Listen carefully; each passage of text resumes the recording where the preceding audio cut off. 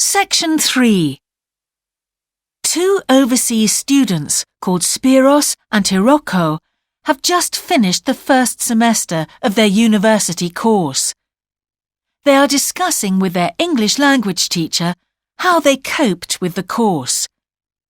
First, you have some time to look at questions 21 to 25.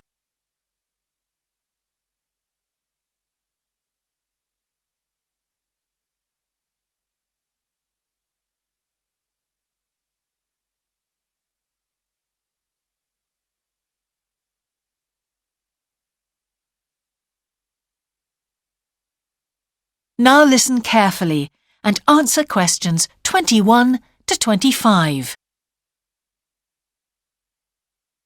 Before we start, Spiros and Hiroko, thanks for coming in today to talk about your recent study experiences, and congratulations to you both in doing so well in your first semester exams. Thank you. I'd like to discuss with you the value of the English for Academic Purposes course you did here last year before starting your university course. Spiros, if I could start with you, what parts of the program have now proved to be particularly valuable to you? I think that having to do a seminar presentation really helped me.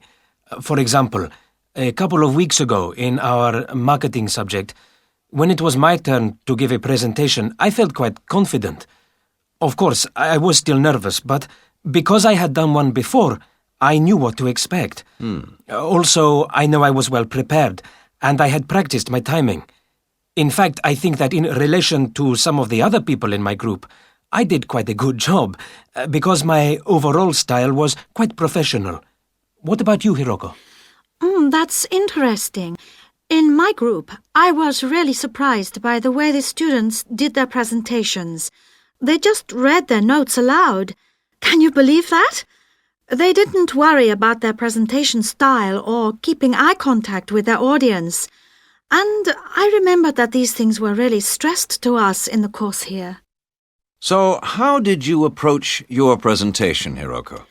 Well, to speak frankly, I read my notes too. At the time, it was a relief to do it this way, but actually when I had finished, I didn't feel any real sense of satisfaction. I didn't feel positive about the experience at all. That's a pity. You know, although I was pleased with my presentation, I am not so pleased with my actual performance right now in the tutorials. During the whole semester, I've not said anything in our tutorial discussions. Not a word. Really, Spiros? Why's that? Do the other students talk too much? It's partly that, but it's mostly because I have had no confidence to speak out. Their style of speaking is so different. It's not the style we were used to during the course. They use so many colloquialisms. They're not very polite, and sometimes there seems to be no order in their discussion.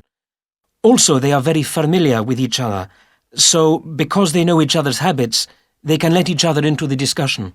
You're right, Spiros. I've experienced that too.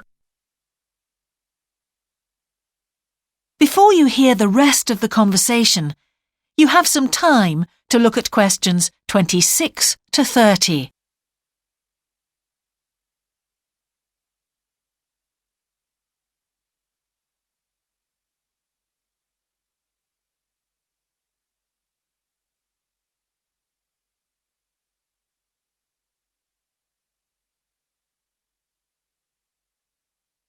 Now listen and answer questions 26 to 30. For most of this semester, I've said absolutely nothing in tutorials. But recently, I've been trying to speak up more, and I just jump in. And I've noticed an interesting thing. I've noticed that if they thought my point was interesting or new, then the next time they actually asked for my opinion. And then it was much easier for me to be part of the discussion. Oh, that's great, Hiroko. I hope that happens for me next semester. I'll have to work hard to find some interesting points. What helped you to find these ideas?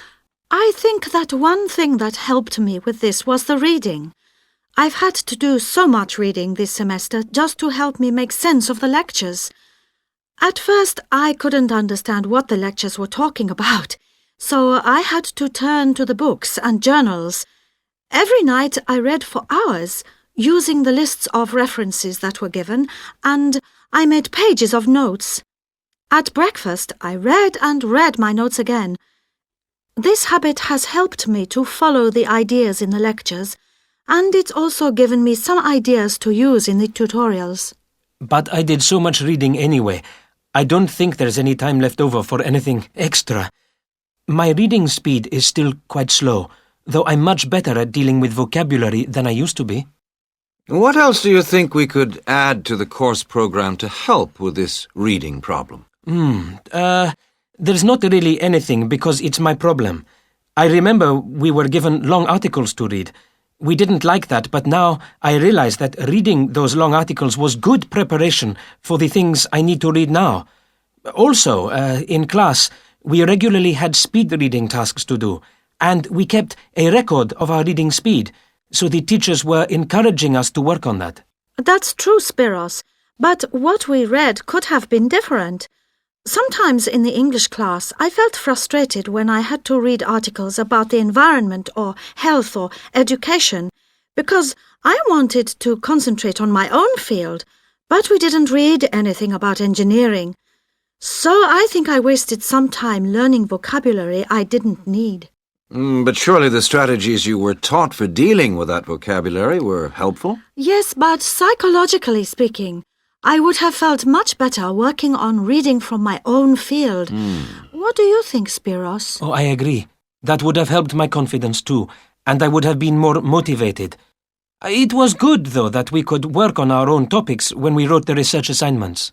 Okay, let's move on to writing now and... That is the end of section 3.